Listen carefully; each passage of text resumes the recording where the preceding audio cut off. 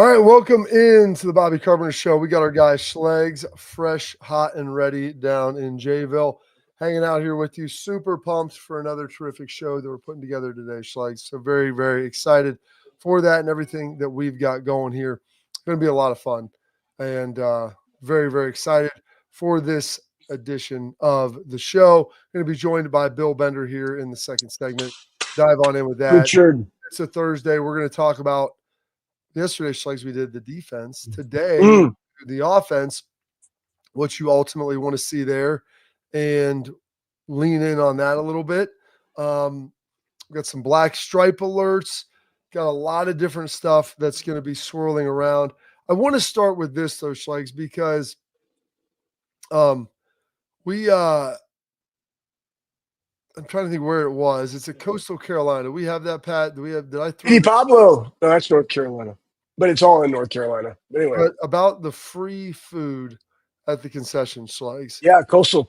It's the green one, guys. So, it's the green one right below Caleb. Yeah, Coastal Carolina, they're going to be giving away free food at their football games. Now, talk about it's hard trying to get in-person attendance at football games because everything is so good now at home. Your in-home viewing is tremendous.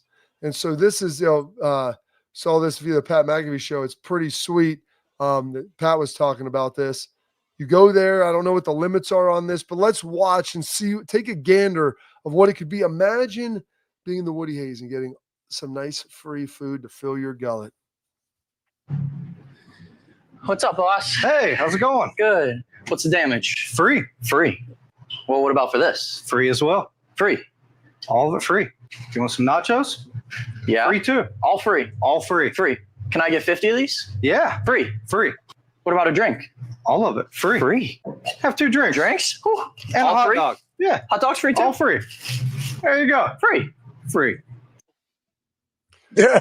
So, Schlegs, I think it was you can get 4 items per concession visit for free. Now, I don't know if they sell alcohol there. I'm guessing you probably can't do that simply due to like liquor laws and everything else.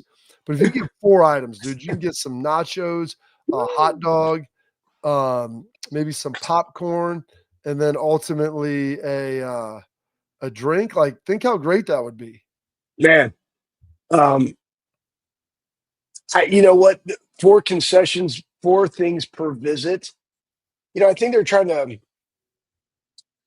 think about all the different possibilities you could have. Like he just was naming nachos, hot dogs. I mean, I'm just going to get 4 hot dogs every time. Then I'm going to go up and get 4 nachos. Then I'm going to go up and, what? Honestly, the real thing to ponder here, everybody, is what do you start with first? You just get 4 drinks taken to your buddies, right? And then right behind you in line is another buddy that comes in and gets 4 hot dogs. Boom, he's out. Next buddy comes in, 4 nachos. Boom, he's out.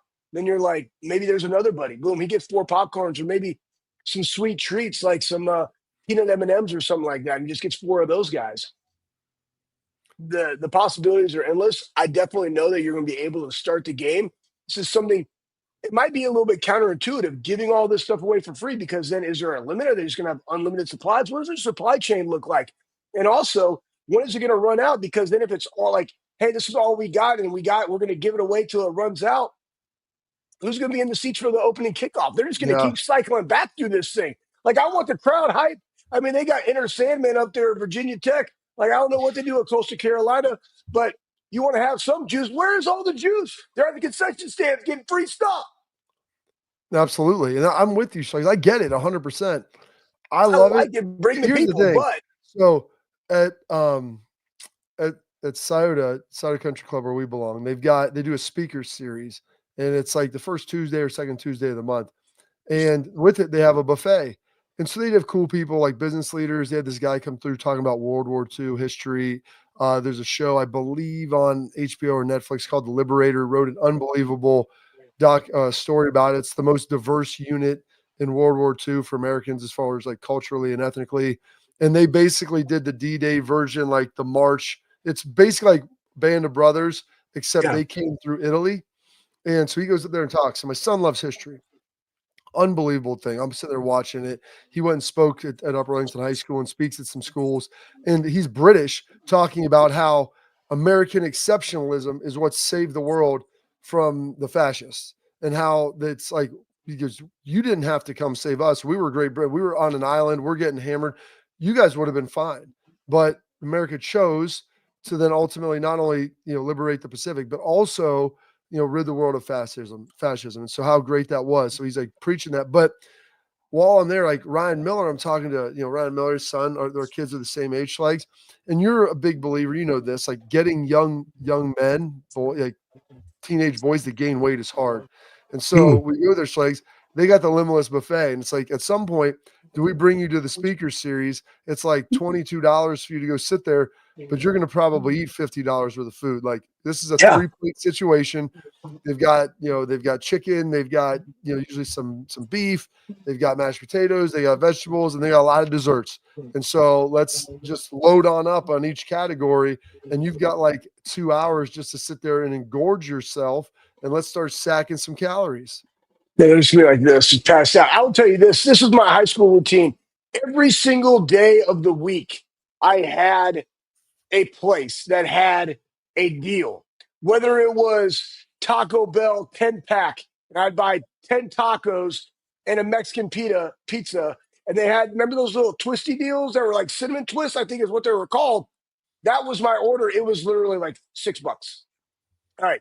Then I had Arby's 5 for $5. Guess what I do? 10. And then I'd stack them and I'd make 5 doubles. And it was quite delightful. And again, 3 Arby packets per sandwich. I need minimum 15 Arby packets. Okay. Then I had Golden Corral. They had Luby's. There was a place called Luby's in Dallas, Bob. I don't know if it was there when you were there, but it was an all-you-can-eat buffet. And I say buffet as in buffet because I wanted to get extra beefy, and I just like saying buffet, just like I like saying toilet. But the fact is, every single day I knew how to go get calories on the cheap. That's just one way that you got there. Now it's how do you think outside the box? And as they start driving around, finding those those local places where they can go and just spend a couple bucks. All right, I know it's 2025, so probably more like 10 to 20, but you got to find those cheap places where you can make it, because I don't know if you have to start going to Costco, just buying in bulk. Absolutely. Load on up, Schlegs. That's what it's all about. And so that's a nice, fun way to start it. We got the spring game coming up. I encourage everybody to get out there for Ohio 90,000, let's get 105. Is that the goal? I don't know if we have 105 seats anymore, Schlegs. I think 102.5. Yeah, I think that might be more along the lines. But it's supposed to be sunny, it's supposed to be nice. Let's start with this. I mean, we got Bill coming up. We did the defense at the end of the show yesterday. Now looking at the offense. Yeah. What are you hoping to see from the offense on Saturday? Yeah. What did you want to have accomplished, and where do we need to be? Because you probably won't see it all, obviously, because it's going to be the spring game, but you will see some great nuggets. I'd say number one would be the continuity of the new offensive line, especially where you had the mass of the guys coming back were in the interior, and you brought in outside help and also competition on the outside. What does that look like? Are you able to establish the run? Are you able to protect the quarterback? Because we know what the defense is going to do. We know the skill level that is on the edge of the defense. How are you going to be able to handle that to allow your quarterbacks to have time to go through the progressions and actually deliver a football? But that is also set up, predicated upon how you run the football.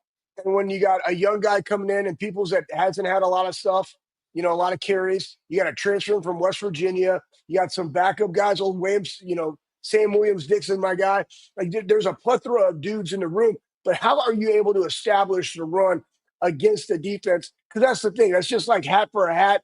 We're going to go run the football. What does that look like?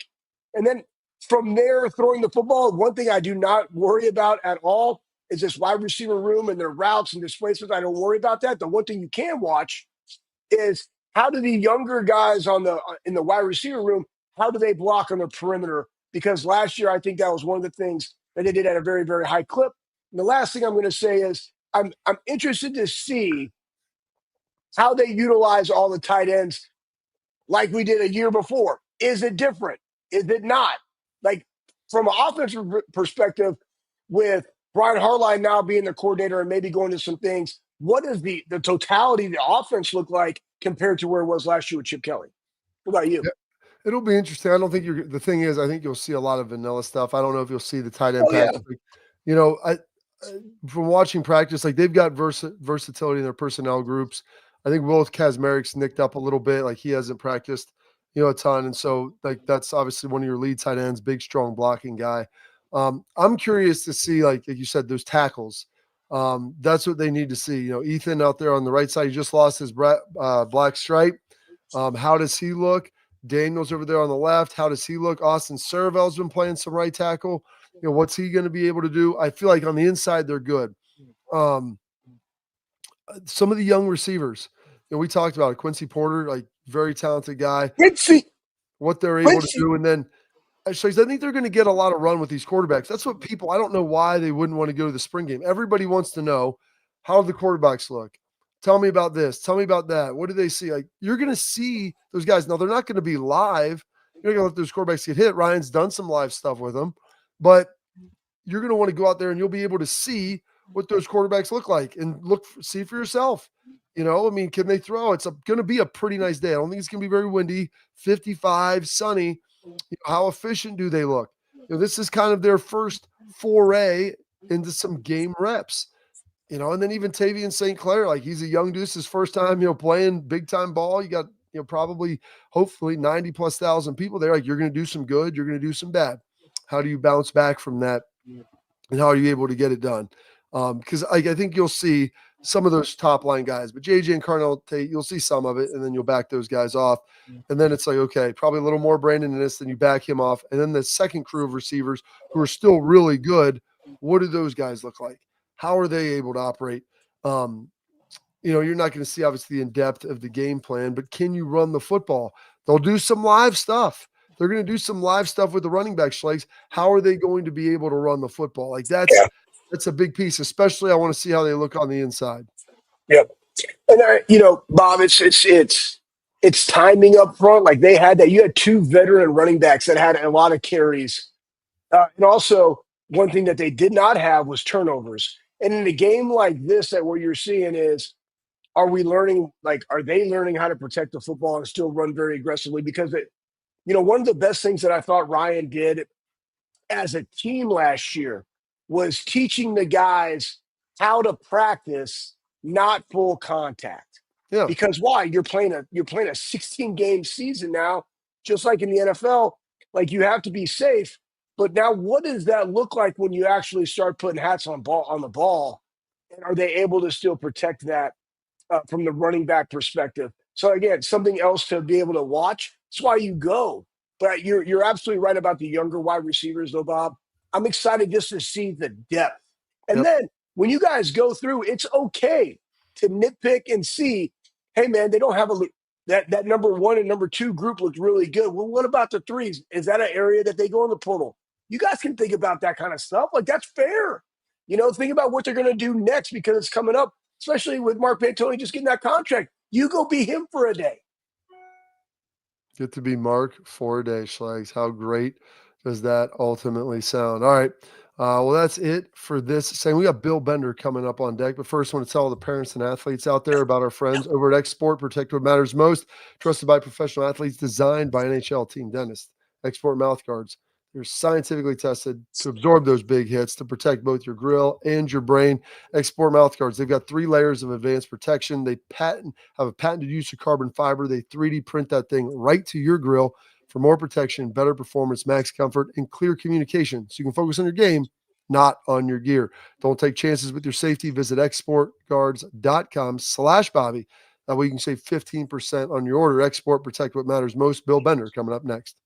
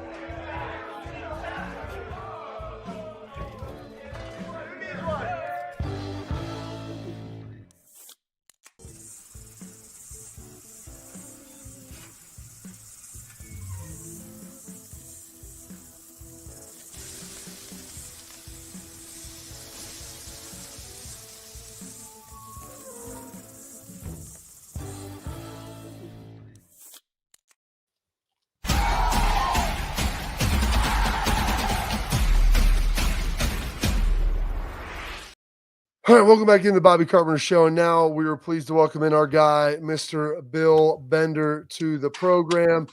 Richard. As always, we got our great guy, Bill Bender. Unfortunately, we had some pre-tape stuff on Tuesday. I know it's been 3 days now, Bill, but just want to kind of pick your brain about the Final Four, what we saw. We get shot real chalky there at the end, but I think the final 3 games are all really good, especially those final 2. I mean, they were good down to the last drop. Well, your boy got a better look at halftime than Houston did at the end of the game. Let's start there. I saw that buzzer beater you posted on X. Just put him in, right? He'll sink it. That was a great shot, by the way. I heard you guys talking about it yesterday or Tuesday. I can't believe Houston didn't get a look at the end or something going toward the basket. I mean, we could talk about any number of things: the collapse, the way that the officials kind of changed the game. There's a question for you guys. Were you ever in a football game where they changed how it was called from the first half to the second half in the trenches? I'm sure you were, but that's how it looked to me. It's like it almost like Houston couldn't adjust that they changed the way that they were calling the game. When you have 4 fouls one half, 26 in the second half, that tells you they definitely changed the style of officiating. That was one of the biggest takeaways for me. Well, part of that, Bill, is that you have to adjust to the style that they are. Like we always talked about that you're never going to let a ref decide the outcome of a game. So just like a strike zone, right? Like there's times in the inning they're calling it really tight, then they open it up, or vice versa. Like that's just the nature of the beast. You have to be able to adjust, and they didn't. Off the top of my head of a game, the only thing defensively, Bobby obviously rushed the passer significantly more than I did, so he could probably talk on that. But it would be how do they call pass interference? Because I'm really going to try to go up and get right at the 5 yards on a tight end or a running back as much as I possibly can. And what do they call? Some games just like you can't even sneeze on the guy. Other games you can definitely hit him. So that would be where it is for me. Bob, what do you have on that?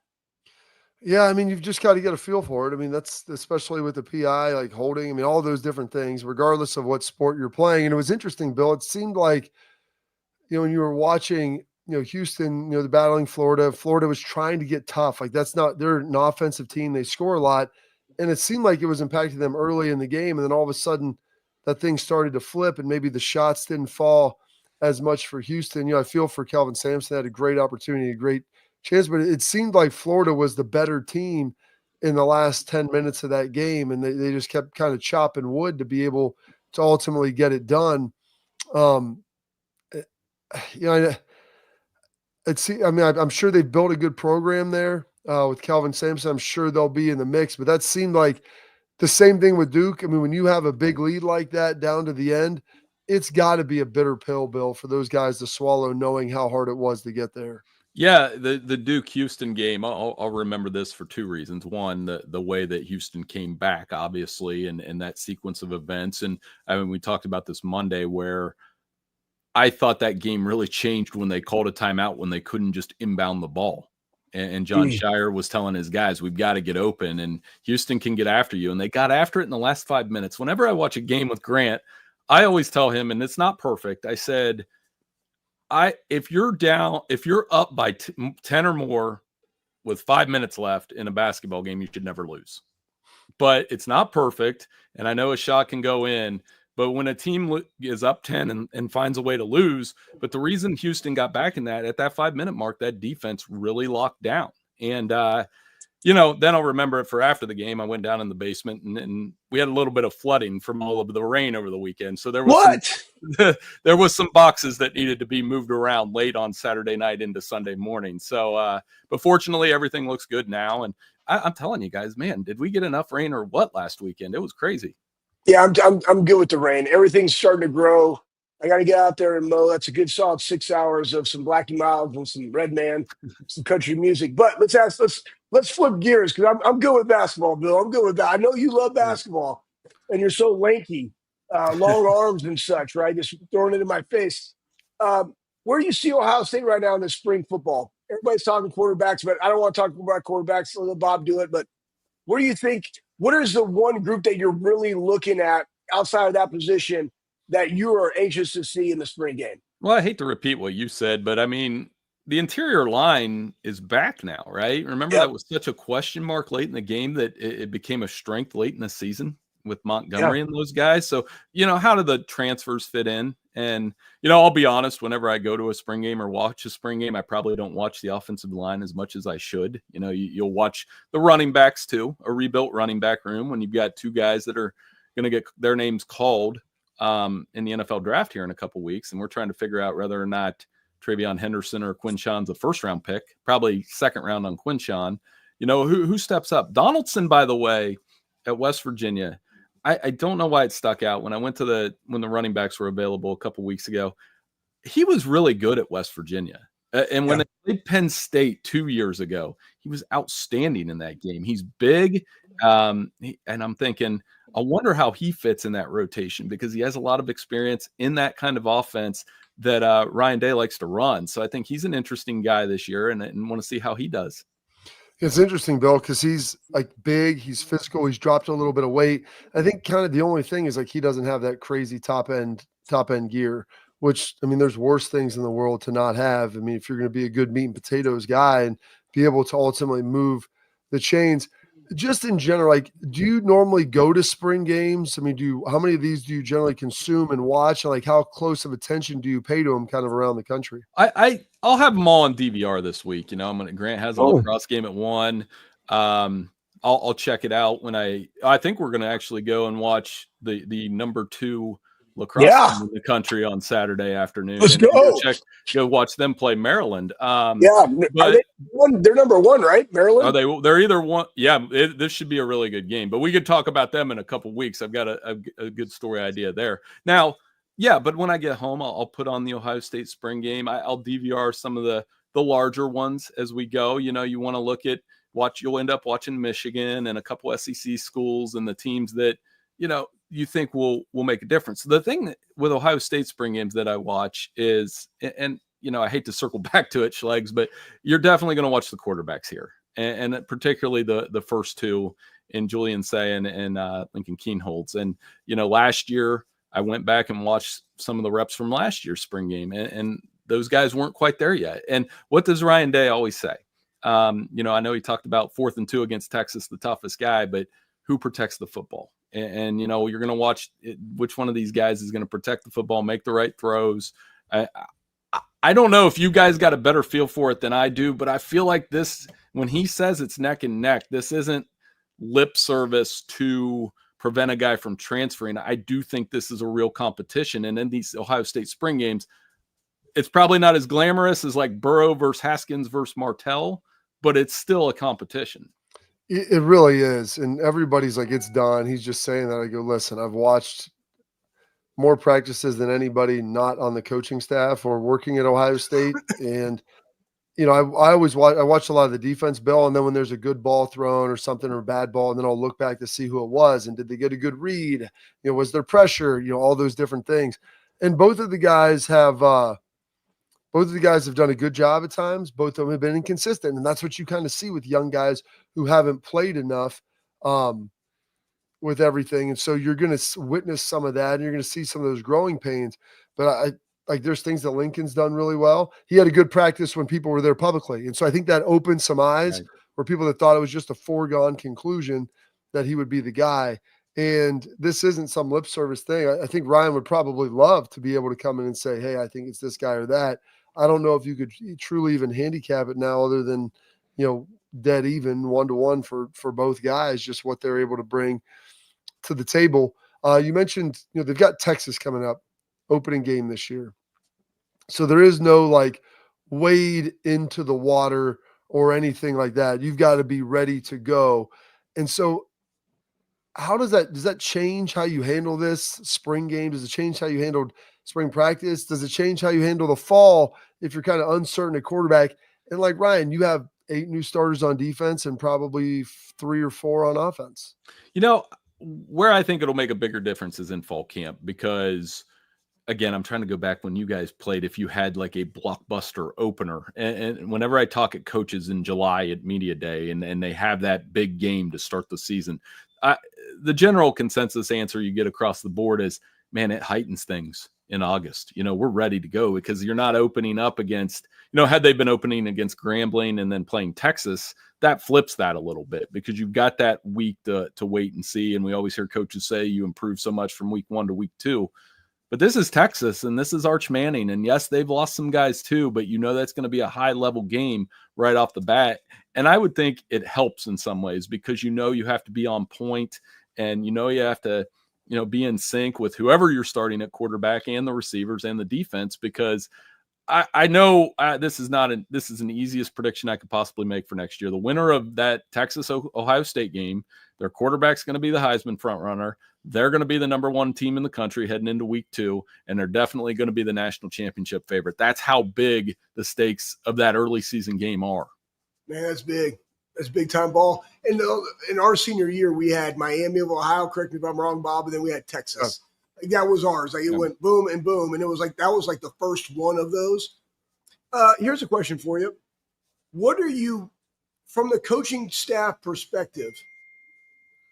And I know the spring game is really hard. Let's just start with like week 1, and let's take out anybody that has a offensive, defensive coordinator behind their name. What are you looking for as an improvement for Ohio State football going into this season compared to what they did in 2004 or 2024? I was impressed with Billy Fessler at the availability a couple weeks ago. Oh, Billy. Because he's got a great name, right? So, he seemed, and just what he adds to that competition. And, I think one of the things he said that stood out is, they were talking about the pressure and can you handle being quarterback at Ohio State? And I never really thought about this. He said, well, we did that when we recruited these guys, right? Yeah. You make sure that they're able to handle the pressure of that position. And I can only imagine, walking down High Street, what these quarterbacks feel. Some of it celebrity, some of it Julian saying, when you're at Ohio State, the way your locker looks is judged. They judge everything, especially at that quarterback position. Yeah, and I'm sure your locker was perfect. But we do on the media, like when they let us in, there's 100+ media guys. So yeah, I think he's one guy I'm interested to see what he adds to that very talented quarterback room.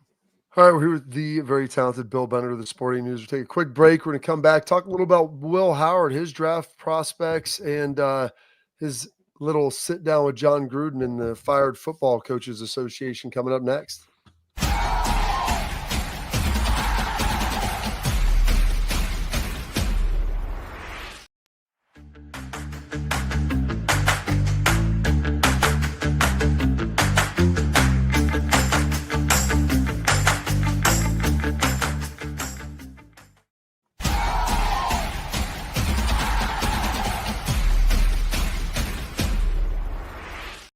All right, welcome back into the Bobby Carpenter Show. We're here with our guy, Bill Bender of the Sporting News. Go check his stuff out on the Sporting News, and make sure you follow him on X at BillBender92. Bill, did you get a chance to watch Will Howard in his debut with John Gruden there on their Barstool show? Yeah, I saw the clips. I haven't seen the entire interview, but man, he's such an interesting draft prospect to me. I'm actually working on our QB only mock draft at Sporting News. And it's not just who the Browns or what the Browns do at number 2. I'm really interested to see Will Howard and where he lands. I don't know if this is lazy or not. Most people are tying him to the Raiders because Chip Kelly's there. But does he push into day 2? Does he push into round 2? And, the 3 quarterbacks that I'm messing around with right now and trying to figure this out are the 3 on some level played at Ohio State: Will Howard, Kyle McCord, and Quinn Ewers. And I think those 3 guys are going to be tied together in their NFL careers a little bit based on their part at Ohio State. I know Ohio State fans will definitely, you'll look at them over the years, right? And be like, hey, Quinn played here for a year, or Kyle played here for a year. And, will be the first of those 3, and I wouldn't be surprised if he is.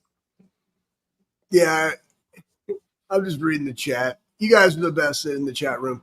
I agree with that, but when you look at the fits, and I'm happy that you're going to get in the weeds of this, because that's something that I don't want to do when it comes to the draft. But looking at Will Howard in the fit department, who needs – because my biggest takeaway was just his personality and like John Gruden said, like not a bobblehead, like gonna talk to you, like wants to be comfortable, is gonna work.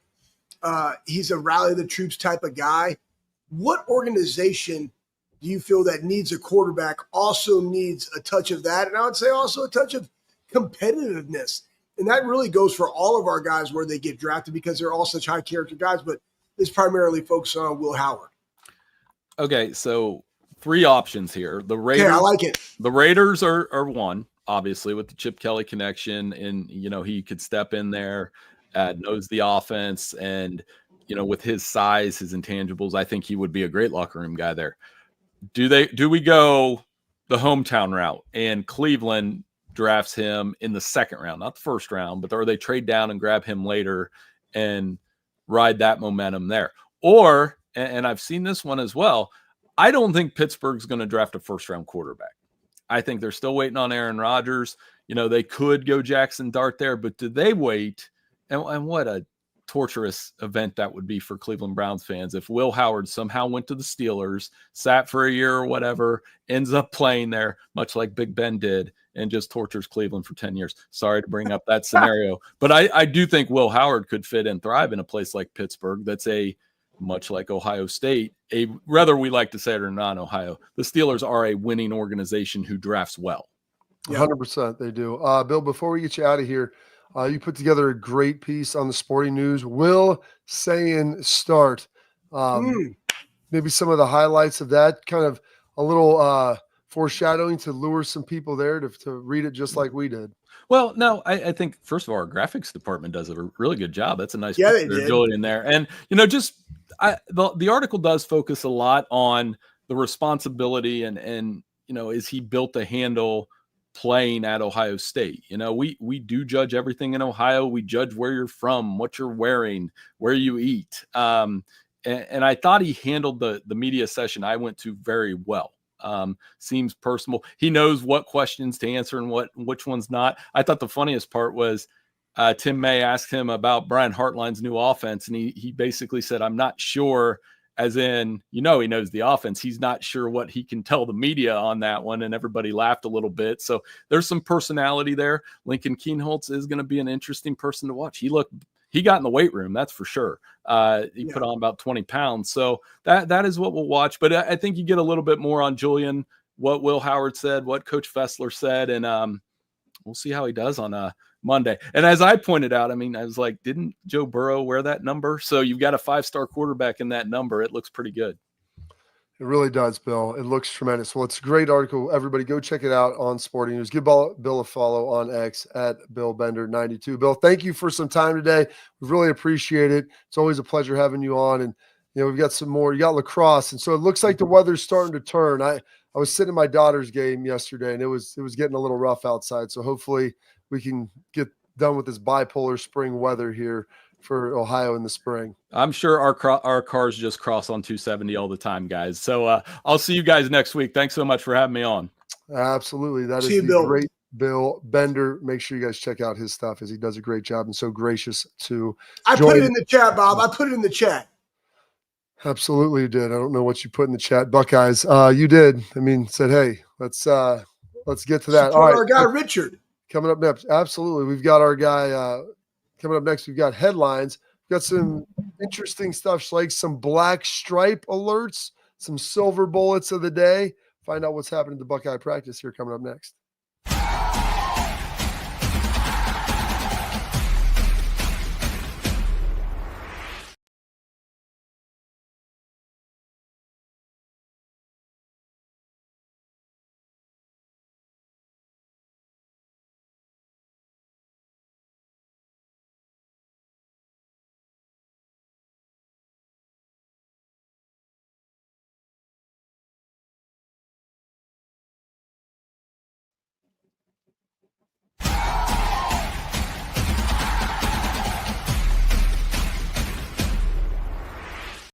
All right, welcome back into the Bobby Carpenter Show, and excited here with our headlines.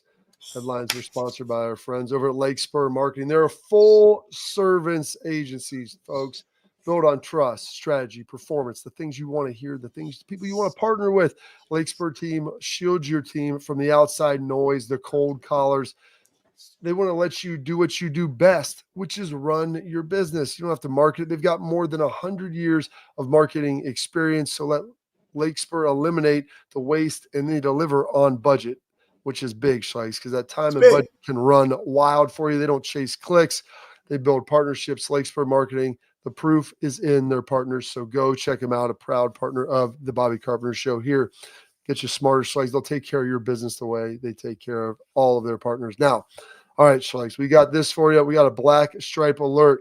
Your guy, CJ Barnett, former Buckeye safety, but now looks like Buckeye linebacker. Ethan Iwana. I feel like I'm close in that. I'm butchering. Hey, you know what? Hey, charge it to win. But you're right. CJ. Hey, CJ's been working out with Ethan Nate, by the way. Yeah. Ethan O is going to be good enough for me, but he's a monster dude, beefy right there in the middle. Been getting some tackle work coming up out of, was he at Rice, I believe? Yeah, he was at Rice. And so super juicy guy. Look at the size of his skull. He's got a big meat box head. So like is he a he four-sider? Huh? I don't know if he's a four-sider quite. Luke Montgomery's looking like a four-sider. He's got a lot of beef on his face. You know what a four-sider is, Spikes? No. Like is it like a box? Like it's just like a big box, like a four-sider? I say your body. It's like Cardell Jones. I go, bro, you got a four-sider. It means your face touches all four sides of your your driver's license picture. You used to have a four-sider, Schlegs. I did. Like it's like the little yellow ball head that you put inside a square, and it's so circular that it touches them all. You've thinned it down. Now your face is more lean. It's like an oval. Our guy Ethan O, pretty beefy face. Luke Montgomery, pretty beefy face. It's okay. That's all good. So big news there because you're never going to get a chance to be a starter until you get your black stripe removed. So the earlier you can get that done, obviously, the better. Yeah, I tell you what. There's another thing on him. Somebody in the chat was like, "Man, these guys look like they all get in the weight room." And yeah, that's because they do. They do hang out and take naps. It was a great comment. It was a great comment because they're working, right? And like it's evident. And I believe Ethan came in and lost like 36 pounds or something that I read. Yeah. I think it's somewhere in the notes of our show of just like, guys going in and doing work. And that's also, again, when you talk about the human performance that is at Ohio State under Mickey Marotti and Caitlin and dietitian and all these different things that we do, right? You can't manage where you can't measure. It's like, bro, here's where you are. Here's where we think that you need to be in order to be elite at your position. Let's work on getting there. And then consequently, you also get stronger and you're putting on muscle mass, losing fat. Boom. Now you can play longer and harder. And kudos to him, though, because coming in transfer, like, everybody that transferred, raise their hands. Boom. Me, right? So on this show, it's just me, Bob. You were already there. And when you come in, like, you got to earn that respect. And that respect happens first in the weight room. Will Howard talked about it, how he wanted on the John Gruden deal. Now, he just wanted to come in and just, like, work and then build authentic relationships with guys and not just come in and just start barking orders or whatever, do it that way. And Ethan is somebody that did that, and you see that on the offensive line. It's just people that go out there and handle their business, gets their black stripe removed. Good for him, and we need to see it happen. Need to make it happen, Captain. And then we got our silver bullet of the day coming to you from BIA. Pretty excited about this. They've had a number of guys from D-line. I don't know if they've had, maybe Sonny was one of the first silver bullets of the day, but a lot of D-line. Arvell was in there, but you've got my guy Bryce West out of Cleveland Glenville. And I think a lot of Bryce, man. He's incredibly gifted athletically, super fast. Yeah, and he's a pretty mature kid. And he's starting to make some plays, man. So that's really exciting because they've got him playing some inside, playing a little outside. He's a beefy dude, and so he can do some special things, but excited to potentially see him do some stuff this year.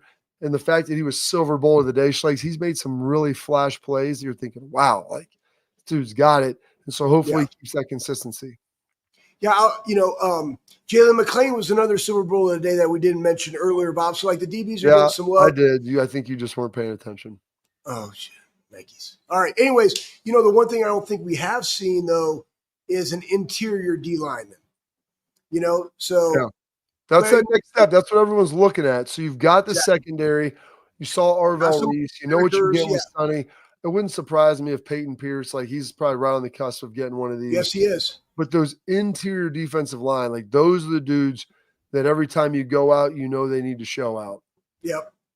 And that's, again, guys, like what is the beauty of this? And we'll probably talk about it later in the show, but competitive excellence, good on good.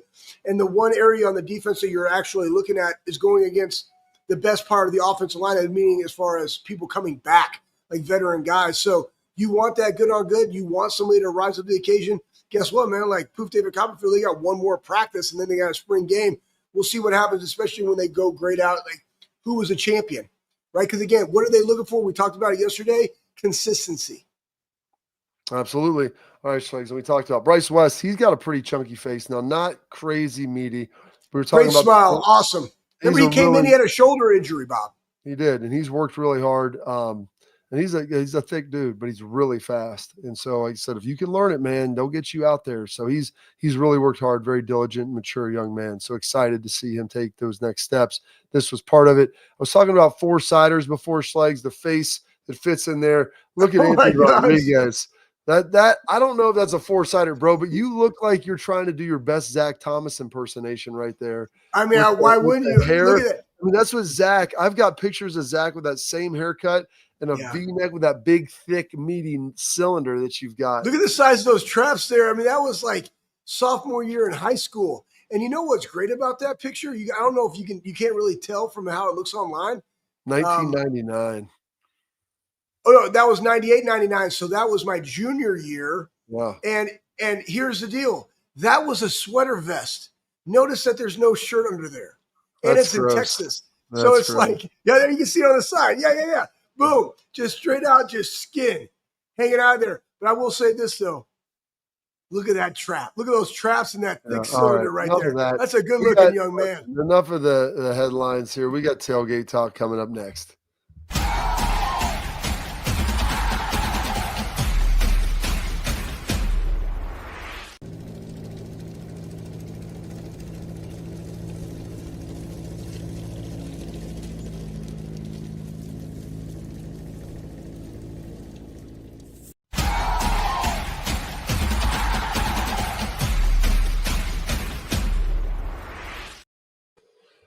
Oh, Schleich, what are we going to do with you, man? Just such a meaty version of yourself.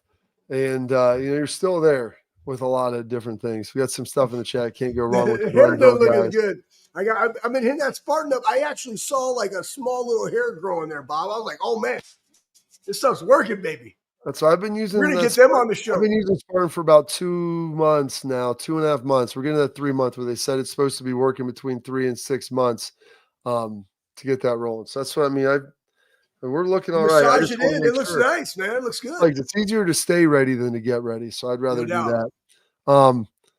Question from Steely Matt as well, who's actually sending some stuff over my way on Twitter. Did they do the black stripe removal when both of you guys played? How long has that been a tradition? So like you were there, I believe, when they instituted it when Urban got here. Yeah, so we did not do it when we played. There's a lot of things that changed. Like we used to have, 6 a.m.s, and then now they're called mat drills. We never had a black stripe. They instituted that when Urban came in, just so like, you're part of the deal. We also did a lot of things back in 14 or in 12 that you would go to prison for now. So you definitely would be fired or written up some of those violations. But that's good, though. You push the envelope when you could. With how you got No, that had nothing to do with me. That had nothing to do with me. But anyways, that being said, it's a great tradition that they have. I'm excited that Ryan kept it because, again, you have to go out there and earn it. Everything is earned. Nothing is given. And Bill was talking about it earlier with the quarterback position and vetting those guys. But being able to compete and handle your business all the time is something that is trained and worked on all the time at Ohio State. Again, we're talking about, like, I know because I used to do all of the numbers, like who beat who in the grip, who has the biggest bicep of the unit, right? Who is running the fastest, winner or loser on the, the road bikes. Like all these different things matter. Who loafed, who didn't go +2. So not only did you lose, or maybe even not only did you win, but you don't get that win. He gets that win because you didn't finish the drill the way that we want you to finish the drill. All of it's documented. I 100% know this with certainty that 14 years now, Mickey Roddy has been here. He has all of them for 14 years. And go back, because guess what? Guys will come back and chirp at each other about winner or loser days 10 years ago. And he just, old school guys like, oh yeah, like he's doing a pen and paper, but he gets on the old typewriter machine here, and then like poof, David Copperfield pulls it up. All right, we got a couple more questions here. Chris Kersey throwing out here, Will Sane or Lincoln, like Will Sane or Lincoln hit the portal if it doesn't appear they're going to be the winner.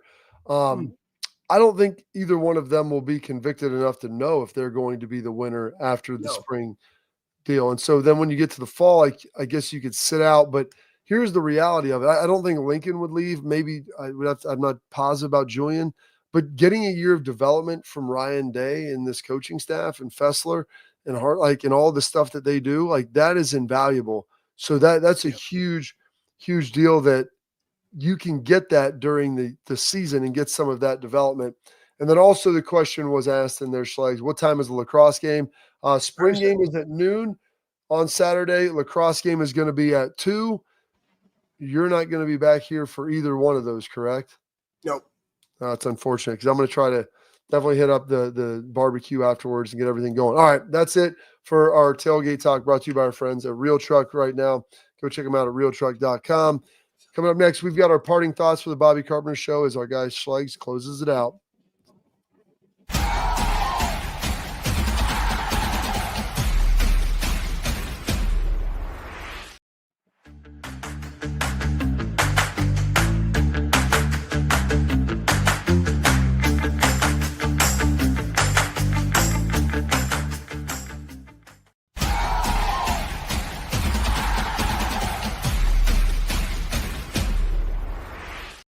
All right, Schlegs, we're up against you about 30 seconds.